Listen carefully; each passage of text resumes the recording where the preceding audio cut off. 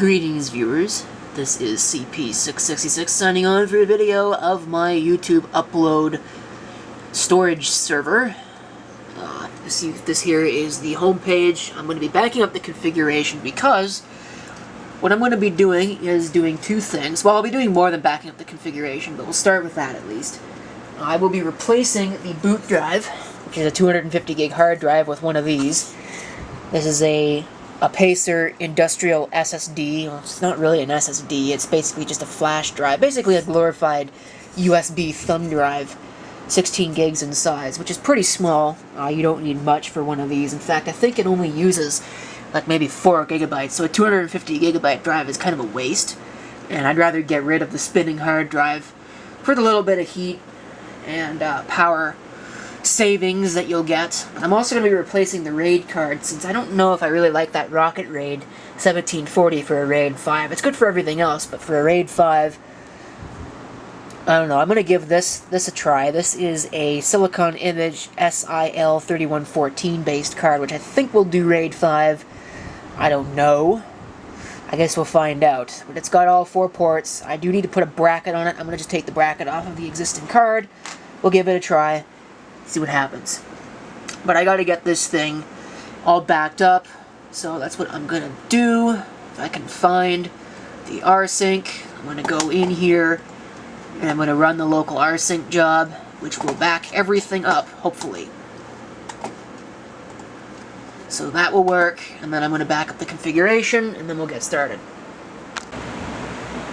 Okay, so this is rather interesting, as you can see. It says there's 4 band sectors. This is the 250 gigabyte boot drive. It's the only 250 gig drive in here. It says 4 band sectors, but yet when you look at the smart data, it says that there are none. So I have no idea where this came from. That is my handwriting, so this is something I put on there. So my best guess is that I ran it through like HDAT2 or something and fixed all the bad sectors. But needless to say, it's coming out anyway, so if I can get it out.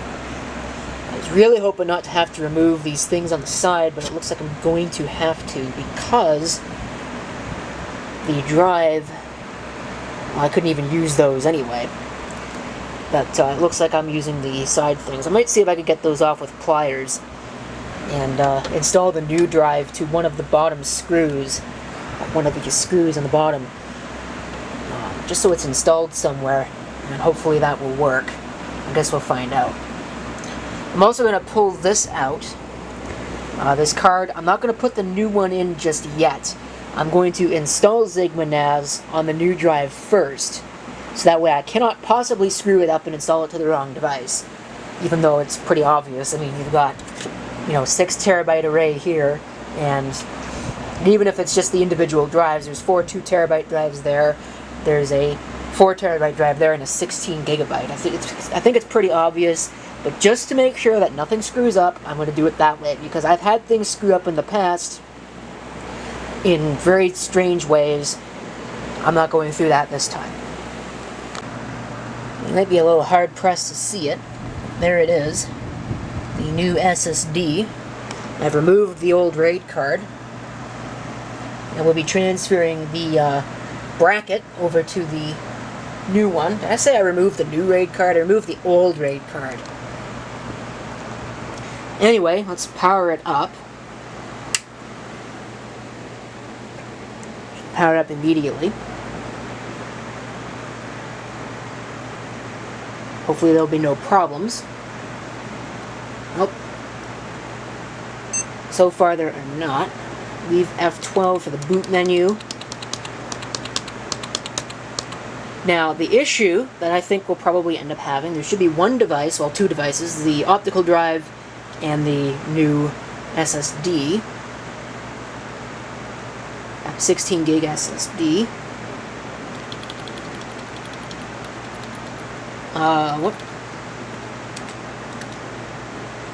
USB HDD 0. Let's see if it'll actually boot. Or if it'll just give me an error message. Or if it won't do anything at all.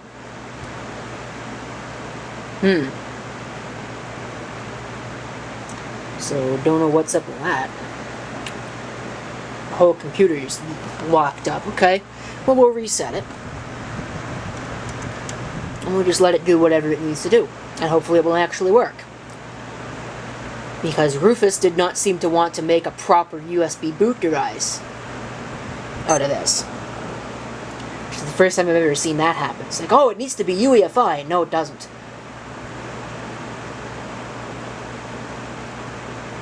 Don't even know where it got that idea from. Just said it's the dumbest thing I've ever heard all day.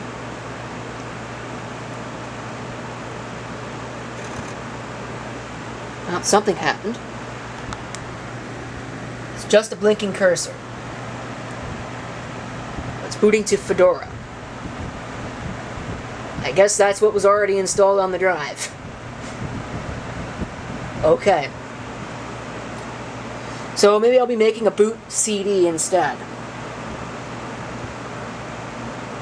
That's kind of stupid. Yeah, I'm guessing that's what was already on this drive.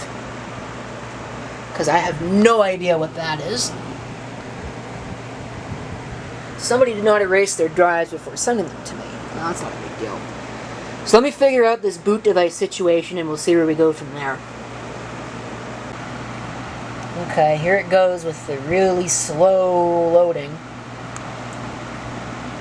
We'll see if it'll work. I wrote the zipped thing. It came in an IMDGZ file. As opposed to using the live CD, I used the live USB. I just wrote the GZ to it. I don't know if that'll not work or what. Wow, this is terrible. Let's see how long this will actually take. So I'll be back once it's finally booted. Okay, boot process from here should be fairly quick. Obviously that isn't going to work because there is no configuration file. So it'll give me an error message here in a second.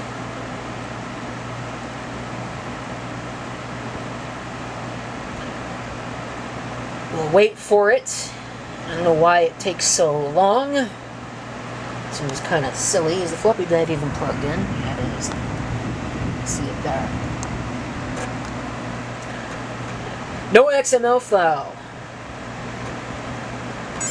Hooray. Alright. So what do I want to do? I want 9 install. Install embedded OS.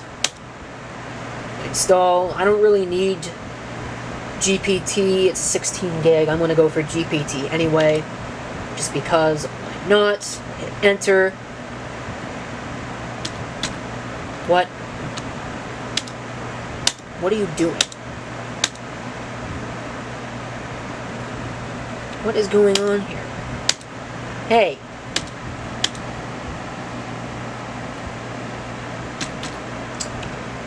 Hang on a minute, this thing's being ridiculous. Okay.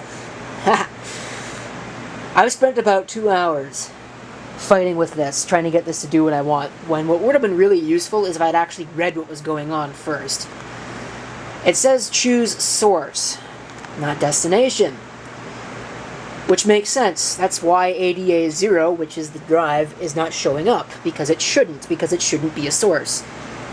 So our source, which I don't know why it just did that, is DA0, and Zigmanaz should be installed to ADA0. If I'd just done it right in the first place, probably would have been able to figure that out. Okay, recommended is 2048. Alright. Swap partition recommended is 1024. Sure. Enter all to take what's available. That's what we're going to do.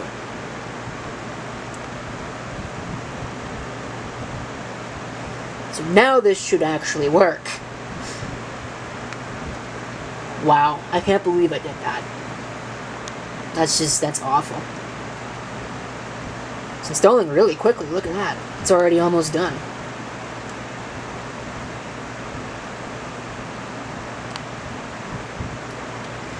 Okay, so we'll just hit enter. We can hit exit, and we can hit 7 to reboot. Yes, I really do want to reboot.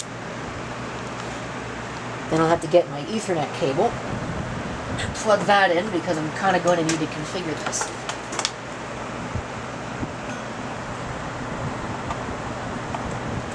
pull this out. Don't need the USB stick. So with any luck, this will have actually worked. Might not be out of the woods just yet, because this thing's been doing some weird stuff. Oh, actually, okay. Before I configure it, I just want to make sure it's going to boot first, and then I'm going to put all the rest of the drives back on. I think that's probably important. It looks like it probably will boot. And a lot faster than it was from the USB. I don't know why it was so slow from the USB stick. That was kind of ridiculous. Then I'm going to go ahead and I'm going to take the bracket off of this and put it on the new card. Okay, so now we're in the RAID. So, yeah, here we go. RAID 5. 4 devices. Let's go for auto configuration. I am sure. So, that should be good to go.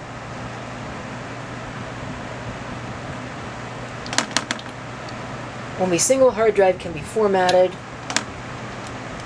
No conflicts exist. Logical drive info.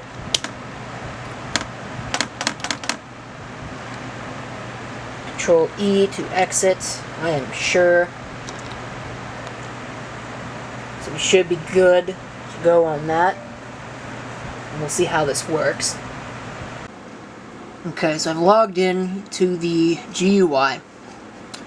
What we're going to do is we'll go to Backup and Restore. We'll go to Restore Configuration. We'll select our configuration file. It'll be the most recent one, which is right there. I really need to delete all this other junk. I certainly don't need them all. We'll go Restore Configuration. Look at it over there. It's now rebooting. And so we'll wait for it. Okay, so as it turns out, I actually took out the Silicon Image controller card because it wasn't doing what I wanted it to do. I didn't like what I was seeing. So we'll go ahead and we'll apply those changes, and hopefully everything is working as it should. All of the mount points are good. Everything, I believe, is fine. Shouldn't be anything wrong.